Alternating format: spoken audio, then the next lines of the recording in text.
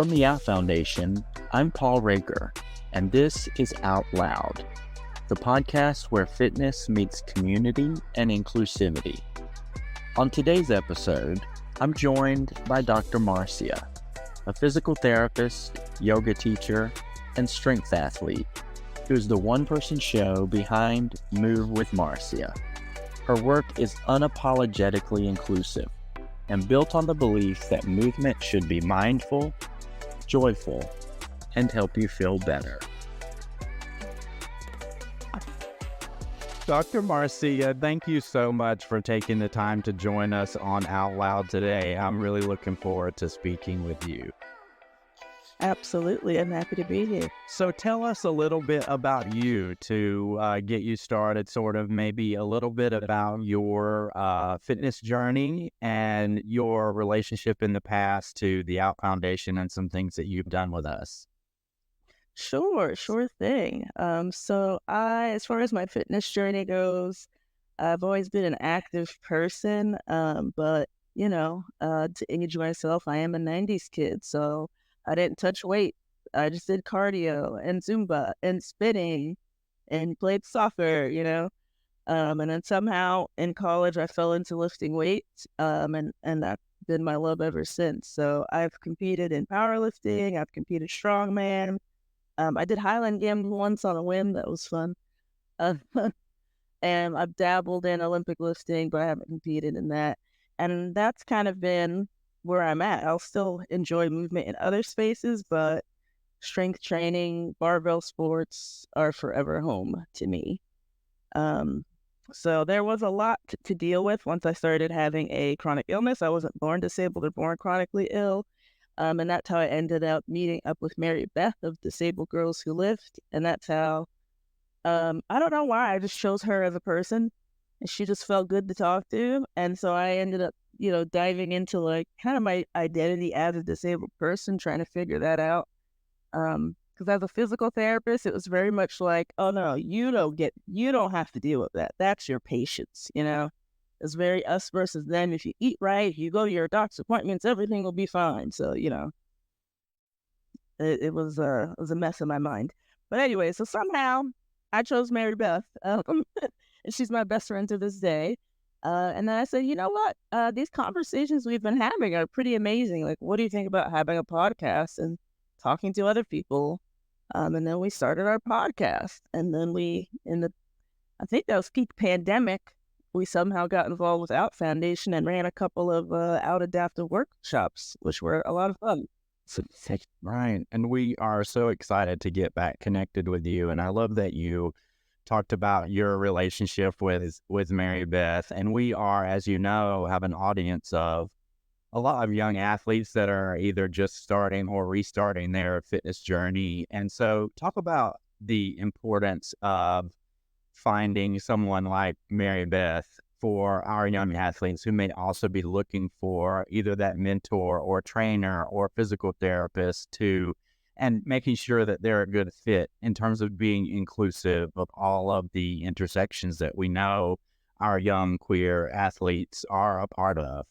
Yeah, it's definitely a world of a difference when you have, just in terms of your inner circle, and maybe it's not, the people you live with, maybe it's not your cousins and your sister, your mom, maybe they don't get it, but maybe a supportive gym or the environment that you train at is supportive in terms of seeing you as a whole person, not just seeing, how much smaller can you make yourself, how much can you restrict your diet, making sure the focus is really just on enjoying movement, as that's what we should be there for. It's not a punishment. It's not a way to control the way we look, and that's the only reason.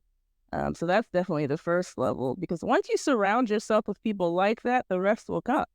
If you talk to someone like that and that's in your inner circle, when you say, you know what, my shoulder's messed up, well, they're not going to send you to a physical therapist that's just going to say, well, you should just lose some weight, you'll be fine. Or if you're not sure about those kind of things, that inner circle can really support you and be like, no, actually, that's kind of weird they said that. Or no, actually, it's not really that big a deal for you to tell them they should respect your pronouns. Like, having that support system can make all the difference. And talk a little bit about how you provide that support in your own space, because I think, just one glance at your website and at your work, and you're unapologetically inclusive and very out and proud. And so, how are you, as a physical therapist and in your work, intentionally creating those spaces for the folks that you work with? Yeah, I think for me, it just embodying it, just living it, just being it. It becomes second nature, you know. If I'm making a video that says, "Oh, here's some neck exercises," I'm gonna say, "Well, you could try this. Oh, maybe this will help." You know, the clickbait influencers who will tell you, "Stop doing this. These are the things you have to do." Nobody, our bodies are not either ors. So how could that apply to everyone?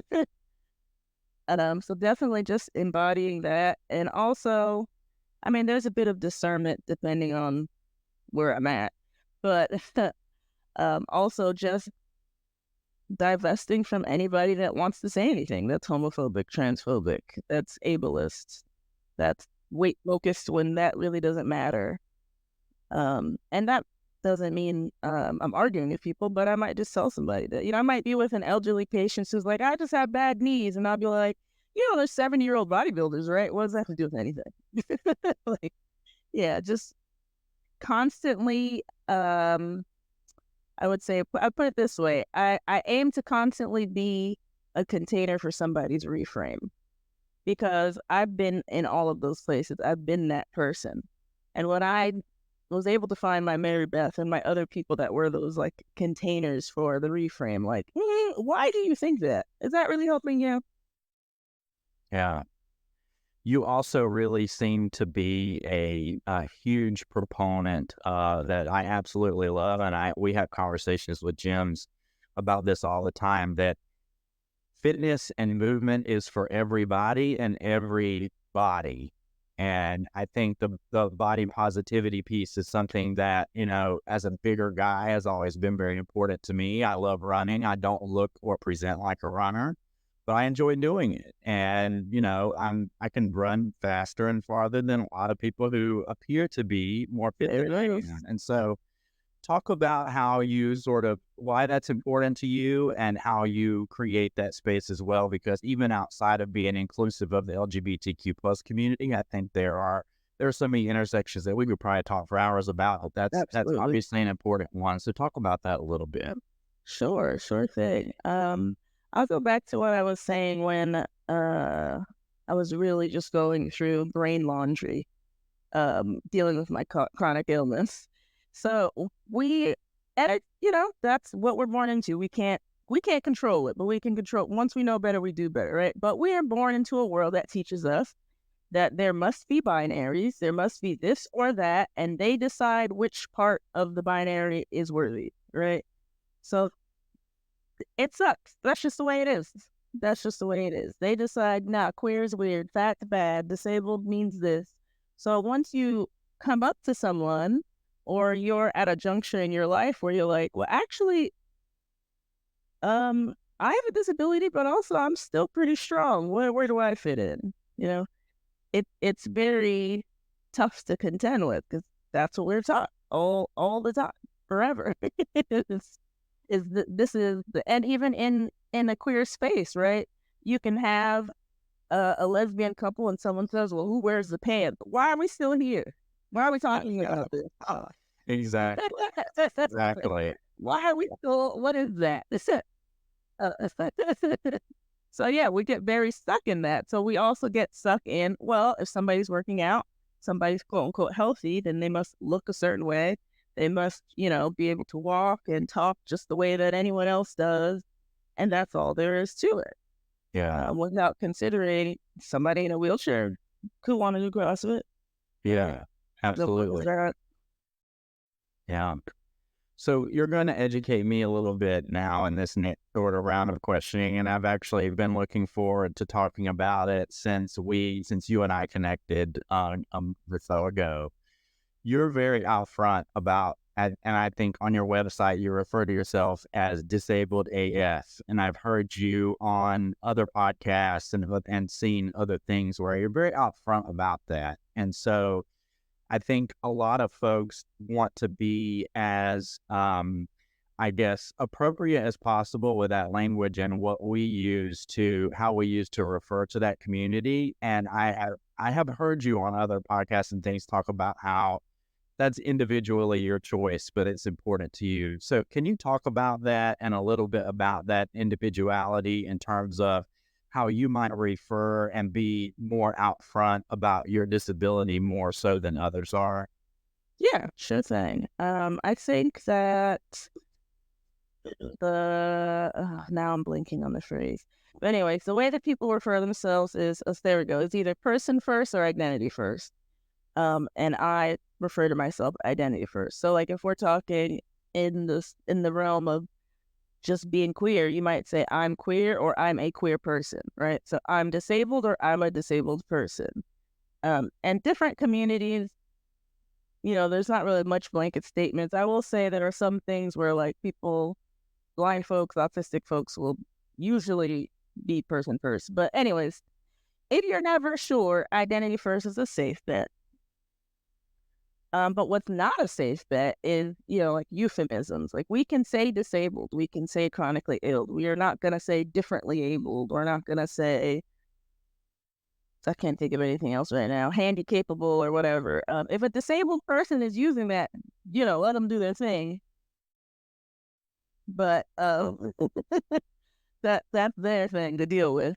But if you're an able-bodied person, you don't have to replace the word. Just like saying I'm gay, I'm queer, I'm bi, I'm whatever.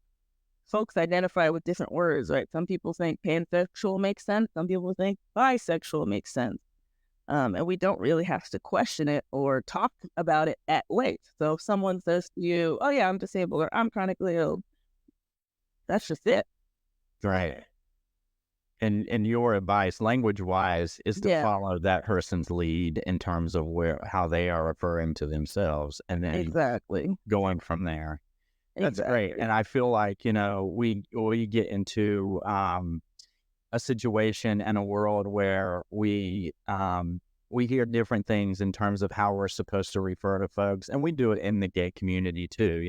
Yeah, My vernacular with my other gay friends is very different than somebody who I might just be meeting for the first time. exactly. So Exactly. I'm not letting them refer to me as "Hey girl" or the same way that I might be okay with my friends doing that. And so, but I think that we sometimes paralyze ourselves and make things more awkward than they need to be unnecessarily when we don't just ask the question. And so, I appreciate you sharing. Yeah. So, talk a little bit about what you do in your work day to day and your work with clients, whether that is the resources that you provide digitally or in person, and kind of what that looks like. And then, obviously, I want to get to your book too. But Sure. what's your day to day in terms of the resources that you provide to folks through your physical therapy? That's a great question. Before I answer your question about what I'm doing out in the world, I do want to highlight what you said, which was pretty good. Um, don't overthink it. If you're not sure, just ask. Just ask the question, because I think we're so worried about what if I do things wrong. Okay, what if you do? You're going to at some point for something, right? We're not gonna get everything right. So if you're already worried about what if I do something wrong, then ask. Yeah. Yeah, So, I totally agree. I was presenting at a conference last week, and one of the group norms that I set up is for people to ask questions, because I feel like we're all on a journey of learning, and our community is so diverse, and there are so many intersections that absolutely. even for those of us who are a part of it, we learn every day, And I want people to do the same, especially in that type of setting. And so I'm like, please ask. There are no dumb, or if it comes from a place of genuinely wanting to know so that you can grow as a person, I will sit Yeah, down and talk to you all the time. So yeah. that's That's great. big fact. I would definitely agree with you there. But yeah, in terms of my day to day, what I'm doing in real life has varied over the years. I've been a PT for a decade. officially a decade, actually. Like, this is May, I think. Does Yeah, time really fly or yeah, what? it does. It does. And I have been everywhere. And that also informs a lot of what I put out on the socials, and, as a creator. But I've worked in ICUs, I've worked in burn units, I've worked in neonatal, I've worked outpatient, I've worked in schools, I've worked in nursing homes, inpatient rehab, pretty much any setting, probably except for a sports team. But I did work in a gym, so I've worked with athletes. I've worked everywhere.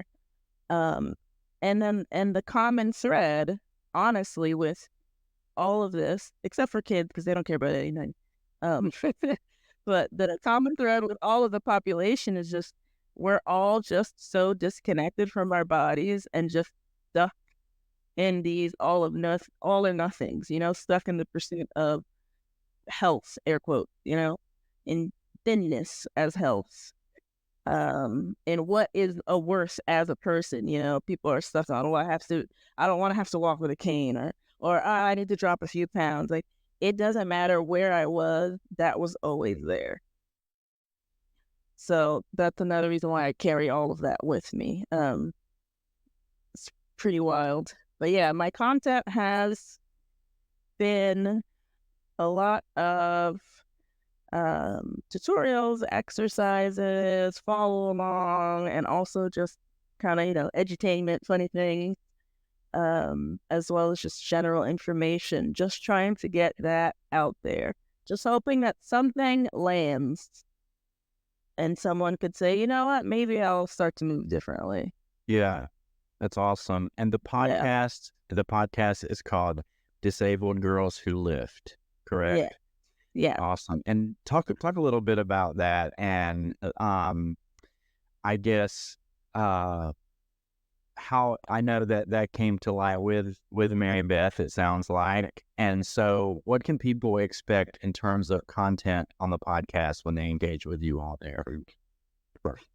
So that the first couple episodes are just us hanging out. But then we started inviting people of different backgrounds in terms of sport, in terms of diagnosis, and just asking them about their day-to-day life. And it's not even like, oh, you have multiple sclerosis, tell me about multiple sclerosis. It's just like, oh, you're a person who happens to have this and you like sport, let's talk. And it's just pure conversation. So we've had a really diverse set of folks because we've had some folks that play rugby, we've had powerlifters, we've had weightlifters, um, pretty much everything in between, dancers, pole dancers, everything, everything. So a lot of folks will definitely talk about coming to terms with their diagnosis or how they make fitness work for them, and that sort of thing. So it's really been informative because I also learned a lot from that because there's some things that I would never think of because maybe my disability doesn't affect me in that way. I don't live it. Yeah. Yeah. I think the same thing about the conversations that we're having and planning with this podcast. A lot of times I feel like I'm the one doing the learning. I'm just recording it and putting it out for other people to hopefully get some resources from. But I love to engage in conversation with people about things and topics that I don't know a lot about and get the chance to kind of ask those questions. That's fun too.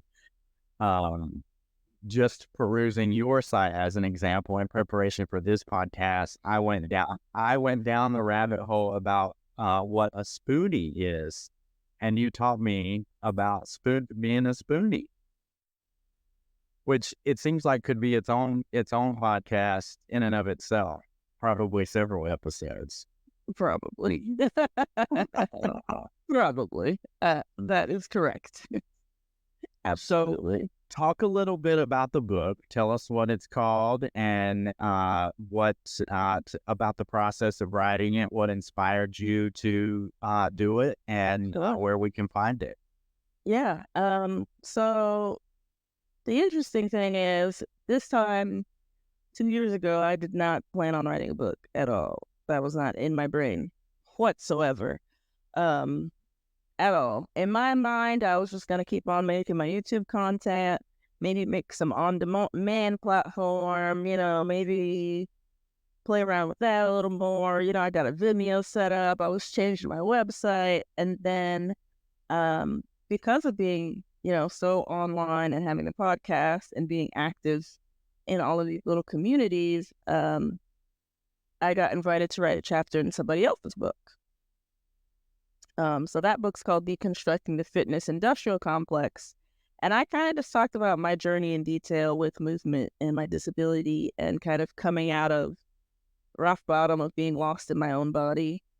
And after that, the publisher was like, hey, that was a cool chapter. Why don't you write your own book? Yeah. So that's what happened. And I said, you know what? You're right. What? Don't I read my own book? And then I just sat there and I thought, well, what am I going to even write about? Who wants to read what I'm saying? Of course I went through all of that. And they were like, well, just make an outline. Just write down an outline. What do you think it'd be about? And I was like, yeah, okay, I could do that. And I wrote an outline and then I wrote an intro and a chapter, honestly, within a week. And then I sat down, at different moments throughout the year to finish the rest of it. And it just came, it was easy. It was easy because I'm like, it's everything that I've ever been talking about in one piece of literature. So it's not a typical exercise book. Some people might pick it up and just think there's going to be programs in it because I've had that interaction.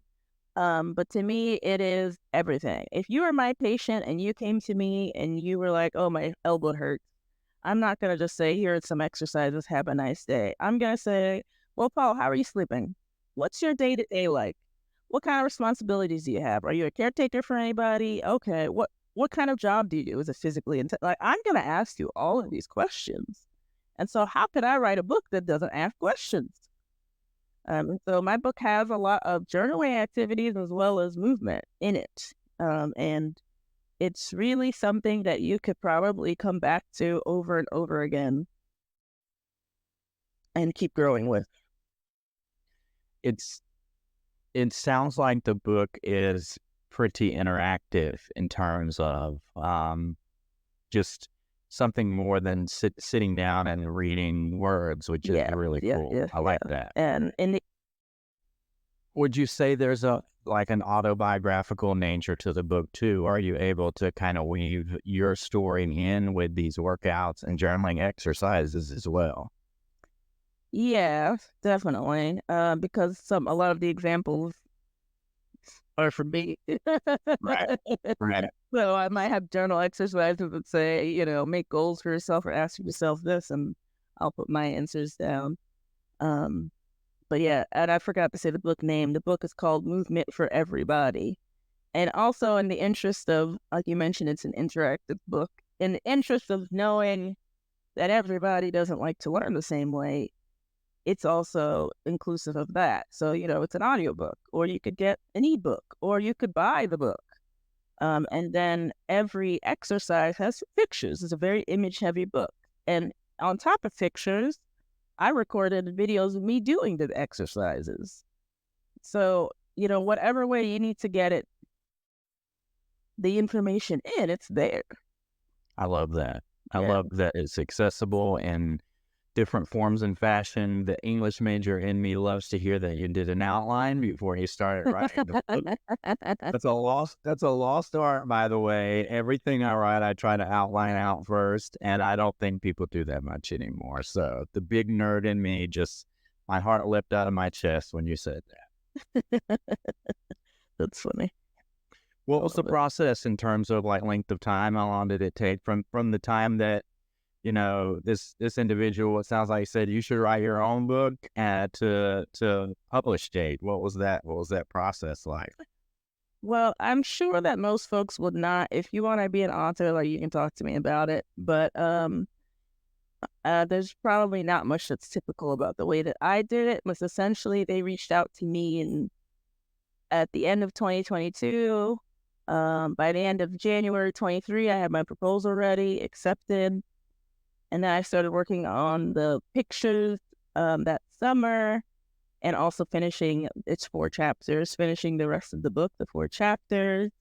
So my book was like quote unquote done by last fall, and then the rest of that year was them doing the edits, like, oh, did you mean to write this word or that word? And also, okay, do you like these colors, that colors? So that was the whole second year, which that part wasn't fun. That part was annoying. That part was, oh man.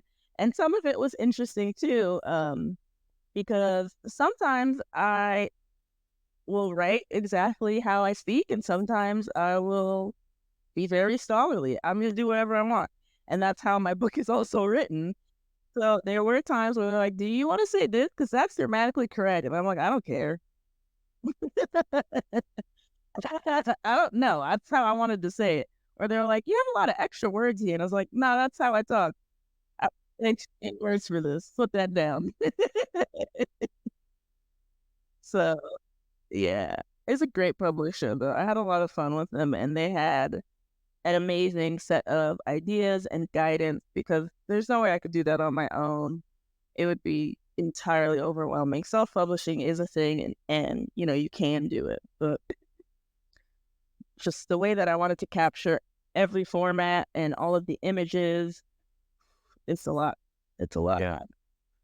Well, we appreciate you providing a resource and sharing both your story as well as the different exercises and activities. I know it's going to be very well received, and I think folks, especially in our community, are going to get a lot about it. And so, speaking of our community, we're at the Al Foundation. We're an organization that works to remove barriers that block LGBTQ plus individuals specifically from accessing health, fitness, and wellness. And so, if you're speaking to someone as a part of our community who is either getting into fitness for the first time or looking to get healthier or more well, what's your advice for just taking that first step, understanding kind of all of sort of what those barriers are that we face? And I ask you in particular because you have such a diverse background of experience in the fitness space, and having done so many things, from yoga to strongman, etc. And so what's your advice for someone in the LGBTQ plus community that's sort of taking that first step? I would definitely say just do what feels good. So don't worry about being good at something, but just do what feels good. Try different things out. Within your means, within your capabilities, try things out. And the second thing I would say is it's okay to change your mind. If you look up a place and they look pretty friendly, they look queer friendly, they look, fat positive, and you get there and you're like, the vibes are off, leave. It's okay to change your mind. You don't owe anybody anything. That's such good advice. And I can appreciate that too, just being so intimidated in those spaces, because it's not like it's never who I have been, and so I can appreciate that advice. So tell us, where can we find you? Tell us about your website, your social media presence, and then more importantly, where can we buy the book? Well, I'm on the socials as Move with Marcia. You can find me on TikTok, Instagram, YouTube.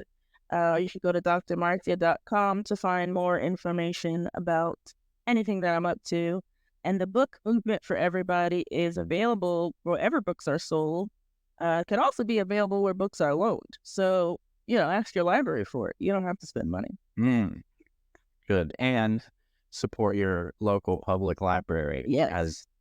As a Florida resident, I am a huge proponent of libraries and books, particularly written by or for LGBTQ plus people. So, Yes.